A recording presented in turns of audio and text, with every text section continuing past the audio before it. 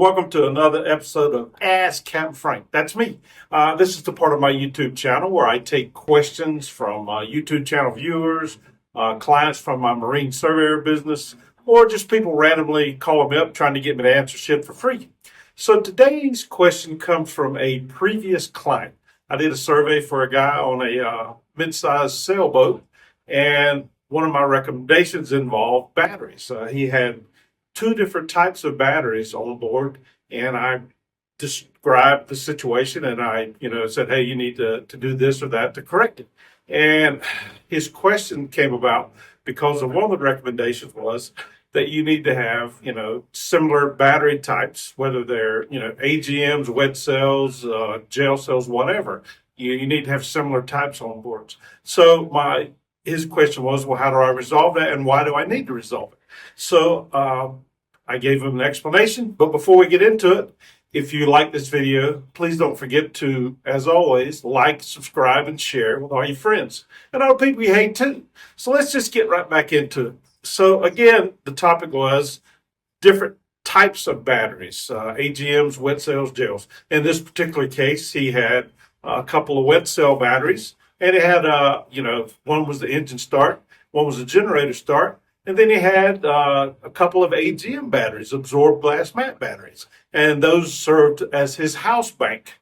And the problem arises when you mix battery types like this, as I explained to him.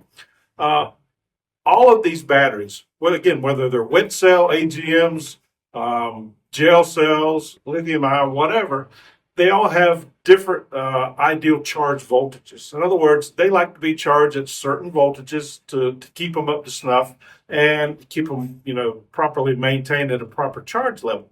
And they all have different levels. So in this particular case with this boat, he had these batteries, but he only had one battery charger, and it was providing the same charge voltage to the house bank of AGMs and to his start batteries, which are wet cells.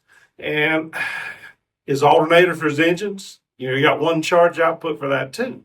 And what that does is, if you have these mix of batteries, one of those batteries they're not going to be receiving the ideal charge voltage. Either the battery charger was going to be set to, and it was it was not a smart charger per se. It had like a little switch where you could charge to AGM, wet, or gel. So if you set that, for example, in this particular case, he had it set for wet cell. Okay, so that means that the wet cell batteries are going to be charged by the battery charger at a proper voltage. However, the AGM batteries were not going to be receiving the proper charge voltage, and they were going to suffer for it. What does that do? Well, if you don't have the proper charge voltage, then the battery life is going to be reduced. The lifespan of them is going to be reduced. You're going to waste money.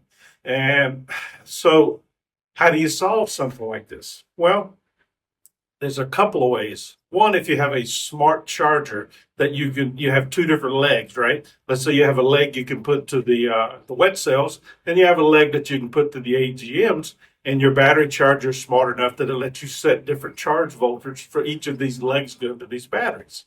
Now, for your alternator, that output's going to be set to one or the other. So you're going to have to configure that where it's charging one of these batteries types. If it's charging the I would say you want to have it charge the start batteries, then you would set it to that, and then you go from there. The other side of the coin is that what's even worse, it's okay to have, ideally you want them all to be the same type. But if you have to have different types, you want them separated, like, okay, this is the engine start batteries are wet, house bank is AGM. What's even worse is to have a house bank, for example, that has a mix of AGM and wet cells or gel cells or whatever. Once you have that mix there, no matter what you do, some of these batteries are going to get the short end of the charging stick, because there's no way that you can put a leg from a charger, to this house bank that's going to mix of batteries, and one of them is going to be where they're not charged properly. So the bottom line is that, if possible, all your batteries should ideally be the same type, at least the same type, wet cells, AGMs, gel cells, whatever. If you can't meet that, then you should have proper charging alternatives for each of those batteries. If you got a battery charger, smart charger that can separate and put separate legs on them, charge them at their ideal voltages, then that's good. I've seen setups where you have, the alternators charging, the house, or let's say the alternator or the battery chargers charging one type of battery. And you may have an alternative power source. You may have solar or wind turbine or whatever, and you set that to charge, specifically the house bank or whatever. There's a number of ways you can do it. The key thing is you want to do it correctly no matter how you do it. And that's today's Ask Captain Frank. I hope you enjoyed this video and found it useful. If you did, stay tuned for the next one because I know it's going to be something awesome.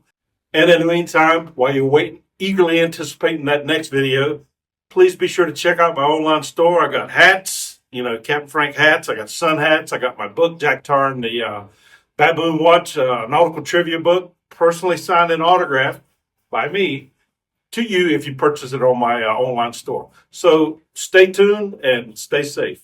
I hope you enjoyed this video, and if so, and you want to buy Captain Frank a cup of coffee, please click on the thanks button below this video.